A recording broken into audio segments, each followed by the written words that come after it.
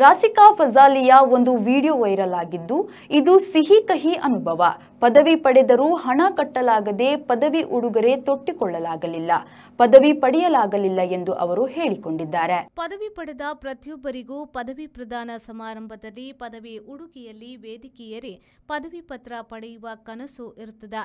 ರಾಸಿಕಾ ಫಜಾಲಿ ಪದವಿ ಗಳಿಸಿದ್ರು, ಆದರೆ ಇದನ್ನ ಪದವೀಧರ ಕನಸಿನಂತೆ ಹೀಗೆ ಪಡೆಯಲಾಗಲಿಲ್ಲ.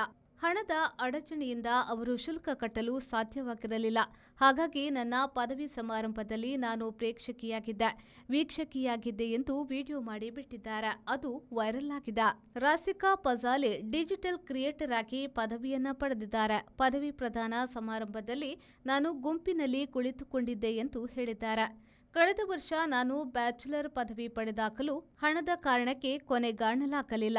ನನ್ನ ಬದುಕಿನ ಕೆಟ್ಟ ದಿನಗಳಲ್ಲಿ ನಾನಿದ್ದೇನೆ ಎಂದು ಅವರು ತಮ್ಮ ಮಗು ಸಹಿತ ಹೇಳಿದ್ದಾರೆ. ನನ್ನ ಸಹಪಾಠಿಗಳು ಪದವಿ ಪಡೆಯುವಾಗ ಸಂತೋಷ ಪಡಲು ಸಾಧ್ಯವಾಯಿತು.